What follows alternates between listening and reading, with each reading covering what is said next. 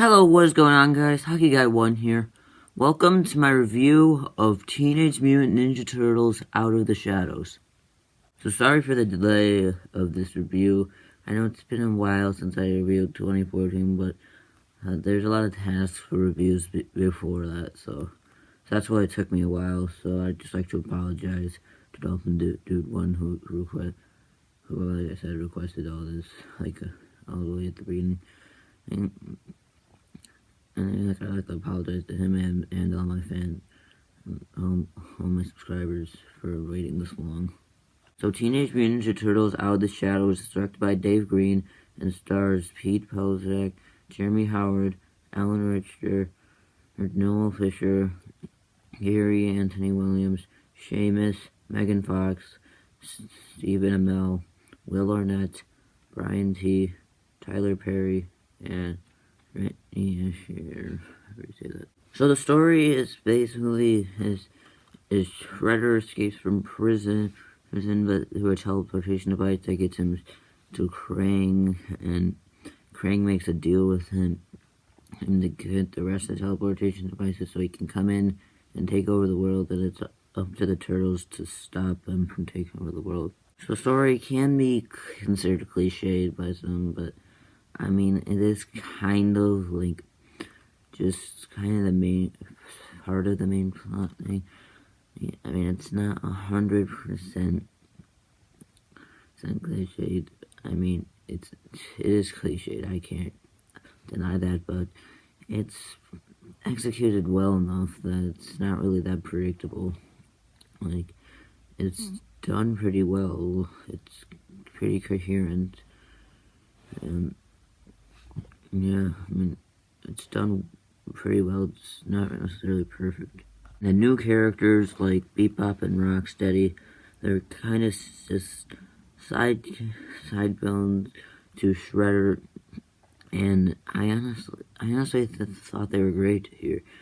They were probably my favorite of the villains in this movie because they're kind of just the comic relief villains, and they can be funny at times. They're not always funny, but they can be funny at times, and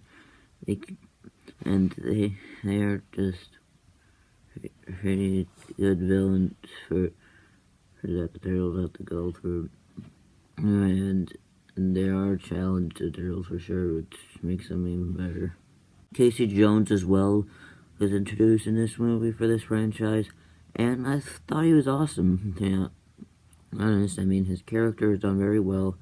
He was a detective that got fired from his job, like a police officer who wanted to be a detective that got fired, and he kind of became this kind of street fighter after that, and they're going to Turtles, and it's good development for his character, and I thought he was really awesome in this film, and I thought he was even better in this film than he was in the original series, to be honest. I like the development that the Turtles have as a team. Like Leonardo is kind of the main reason for all this development. Like, he has to learn that they're different, and each one is different. And I like that kind of development for it. It adds a lot of new layers to these characters that we already knew pretty well. And it's done very well. It's good development for our four main characters, and I like the way it was done. April O'Neil who was probably my least favorite character in the first movie, other than Shredder, and a couple of those other useless characters. She was actually pretty good. And I like the development her character is given. It's being in the side character to help out the Turtles, like his friendship. That friendship is done much better here, and I like how April O'Neil's character is done. Like, he kind of gets in prison, and she has a lot to try to convince. Her development with the Turtles is done very well. So most of the acting in this movie is really good, actually. Like, all the Turtles actors did well. Brian T. Shredder did well.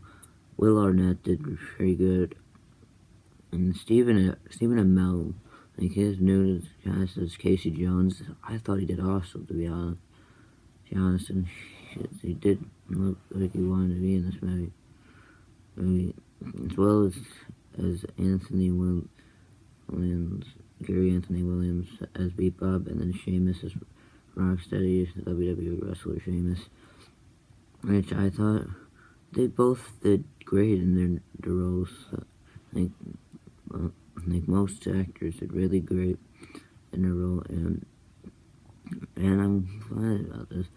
It's really impressive. So the action in this movie, wow, it was fantastic. Like the car chase at the beginning was done very well choreographed, and it was very fun to watch, and as well as like the police department break-in scene, and that was a great action scene in this movie, and done very well as the action scene of the climax where they fight the crane, and that was a really great action scene, with a lot of stakes on the line, and it was done very well, to be honest. The visual effects were pretty good. Like, still got the turtle designs, still look good. In fact, I feel like they might have improved a little since last time, as well as new stuff like Bebop and Rocksteady. I thought were very well done with their CGI on them. I mean, good thing they threw out the CGI shredder shoot that's nowhere to be found in this movie. Thank God, as well. That kind of improves the CGI more in this movie, and I'm glad. That said, there are plenty of negatives with this movie. It's nowhere near perfect.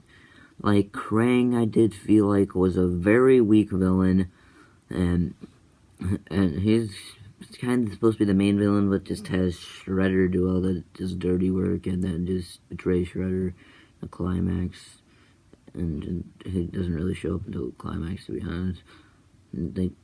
He's absolutely nothing special for this movie. He's completely wasted and basically put into the dumpster fire.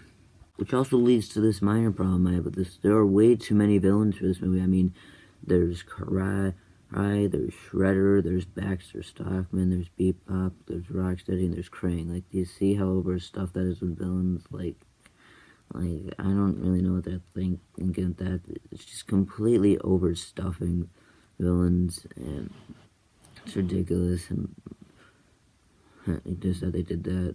They didn't need that many villains. They could have just kept with just Shredder and Krang, and it would have been just fine. I mean, or just Shredder, Bebop, and Rocksteady, and Krang, honestly. So that, or they could have just done, not even have Bebop and Rocksteady. Then it could have been less. Well, the second act of the film, though, wasn't that good. I mean, it was kind of predictable for most of it, where it was going to go. Which is really the only problem I really had with the story. Was most of the second act wasn't very good. But, I mean, not the entire second act, just a couple of things in the second act that kind of ruins it from being a perfect act. And Megan Fox's acting, well, I did kind of defend her acting in the original. Here, she was pretty decent in the role. Some scenes she looked like she's in, and there are others she just looked like she wasn't really trying in. And so, I'd say she was decent in this movie at best. So overall, Teenage Mutant Ninja Turtles Out of the Shadows is pretty underrated, and a pretty good movie for what it is. And I'm gonna give Teenage Mutant Ninja Turtles Out of the Shadows a 7 out of 10. That was my review of Teenage Mutant Ninja Turtles Out of the Shadows. What are your thoughts on Teenage Mutant Ninja Turtles Out of the Shadows? Tell me in the comments below, and I'd like to thank you guys for watching, and I'll see you next time. Bye.